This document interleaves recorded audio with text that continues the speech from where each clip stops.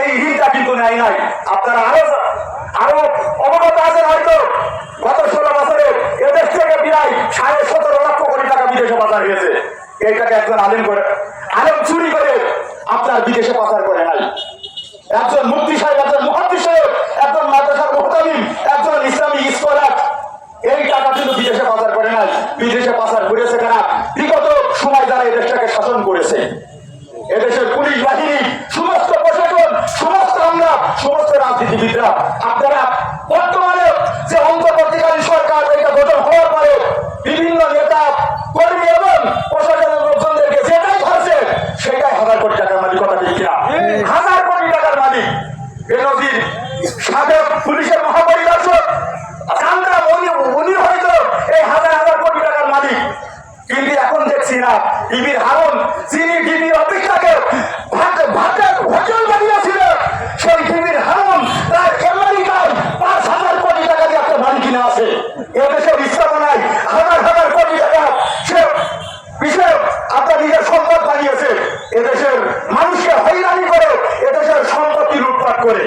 সংগ্রামী সাথী বন্ধুগণ, অন্তর্বর্তীকালীন সরকারের প্রতি আহ্বান করব, যারা এই ফ্যাসিস্ট, এই খুনি, এই শেখ হাসিনা, এই কালো সরকার বিগত সময় যাদেরকে 2014, 2018, 2024 সালের এই নির্বাচন করাতে নির্বাচন কমিশন সহ যে সমস্ত প্রশাসনের লোকেরা যারা তাদেরকে সহযোগিতা করে ক্ষমতায় বসানোর সুযোগ করে দিয়েছিল, সবাইকে বিচারের আওতায় আনতে হবে। এটা আজকের সমাবেশ থেকে আমরা দাবি করছি। কথা ঠিক কিনা?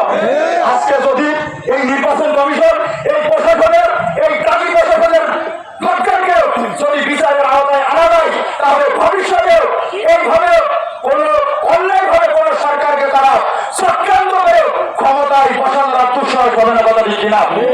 এদেশের প্রায় 40 লক্ষ এমএ পাস বেকার আছে।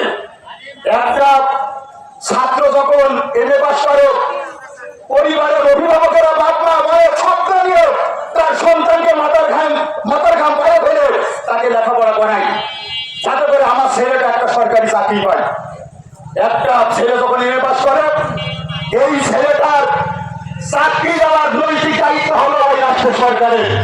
আমাদের দেশের 40 লক্ষ এমএ পাস বেকার আছে। অথচ আপনারা জানেন যে ভারতের মদতপুষ্ট, ভারতের সহযোগিতায় এই খুনি হাসিনায় আওয়ামী ফ্যাসিস্ট সরকার তারা শুধুমাত্র পুলিশ বাহিনীতেই ভারতীয় নাগরিককে চাকরি দিতে 80,000। একটা রিপোর্ট বলছে যে 10 লক্ষ ভারতীয় আমাদের বাংলাদেশে চাকরি করে। আর একটা রিপোর্ট বলছে প্রায় 26 লক্ষ ভারতীয়রা আমাদের দেশে চাকরি করছে। আর আমাদের দেশের শিক্ষিত যুবকেরা আজকে তারা বিভিন্ন প্রকার অবহেলার কিন্তু শিকার আছে। কথা ঠিক কিনা?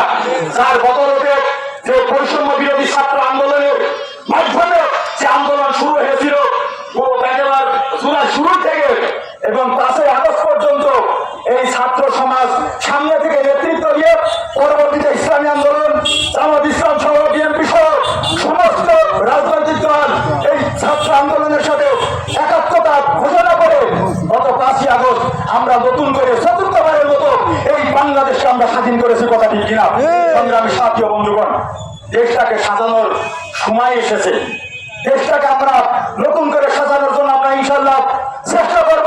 5 ওয়াক্ত নামাজ যেমনই ভাবে আমরা আল্লাহ তাআলার ফরজ বিধান হিসেবে আমরা আদায় করি, অনুরূপ ভাবে আমার আপনার প্রত্যেকটা দেশের মানুষের যারা মুসলমান বলে দাবি করে, প্রত্যেকটা মুসলমানের ইমানি দায়িত্ব হলো আল্লাহ তাআলার পক্ষ থেকে ফরজ বিধান, আর আকিমুদ্দিন ওয়া লা তাতাফাররাকু ফীহি, তোমরা আমার জমিন আমার দ্বীন কায়েমের জন্য চেষ্টা করো।